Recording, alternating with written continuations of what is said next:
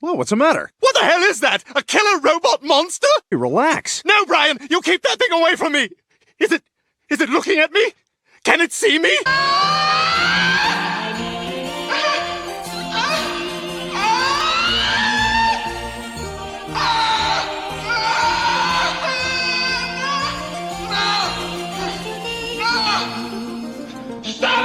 it, please, I beg you! I just mean that it's no longer 1937, and we absolutely wrote a Snow White that is not going to be saved by the prince. She's not going to be saved by the prince, and she's not going to be dreaming about...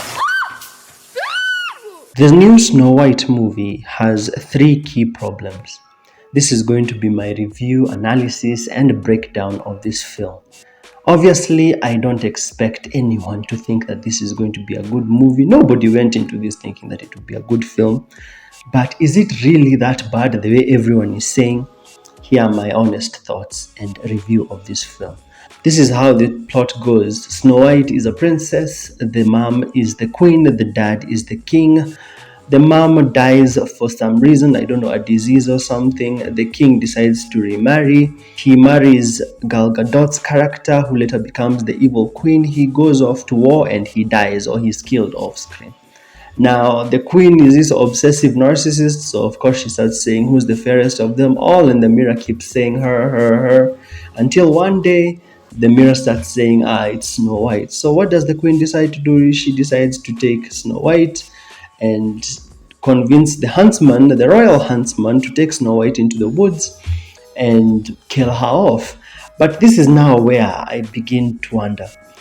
In the film, they never really explain why the huntsman lets Snow White go. He just takes her to the woods and he says, "Oh, you fine girl, so I'm gonna let you go. Just run away before I change my mind." This movie has no real conflict. Anytime a bit of conflict is about to begin, it is resolved very quickly. Another example. Snow White runs off into the woods. She finds where the dwarves live. Then she gets to meet the dwarves. In the movie, the dwarves say that they have been alive, I think, for around 270 years. And they say that they've never been friends. Now you're thinking that the movie is going to build on this. But no. As soon as the dwarves say that they've never been friends, a few minutes later, Snow White teaches Dopey how to whistle. Then they whistle while you work, and suddenly they are friends. I thought they were going to create some conflict out of all of this. We've not been friends for 240 years or 270 years.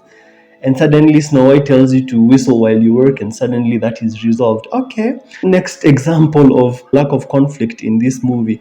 You have the prince, or should I say Jonathan, the guy who should have been the prince.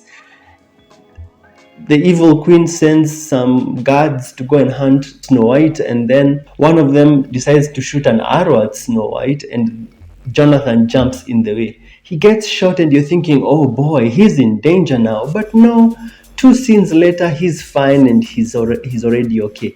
And that's one of the biggest issues about this film. It's boring because there is no tension, because nobody is ever in any real danger. This film is obviously meant to appeal to kids, but kids shouldn't watch this brain dead crap, to be very honest with you. It's very badly written.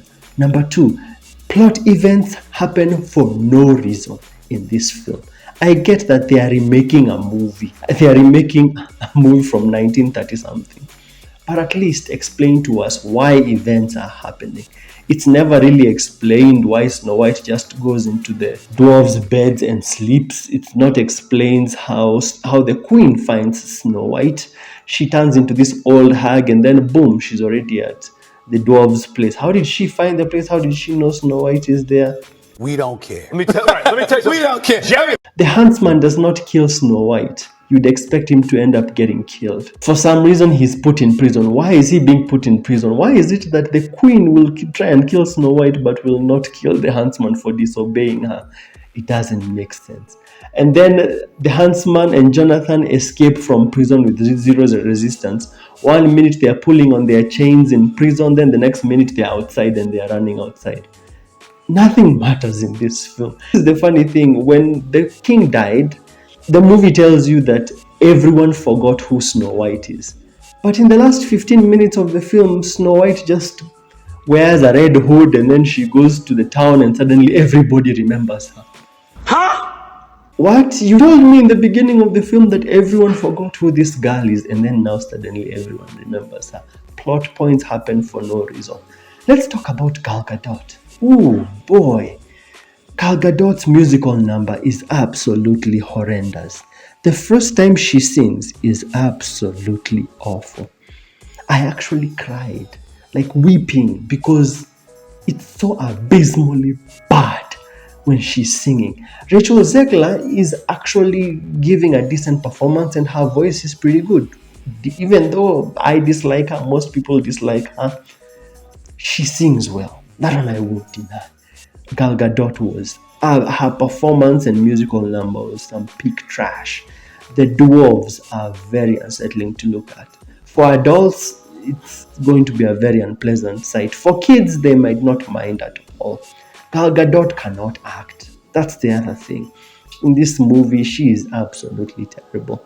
You know the way when you were a kid and you were trying to convince your parent that you shouldn't go to school, you're like, oh, mom, tummy, I'm sick. That's the way Gal Gadot's performance is. It's like Rachel Zegler is in a movie and Gal Gadot is in a theatrical stage high school type. Sure, that's the type of acting she's giving.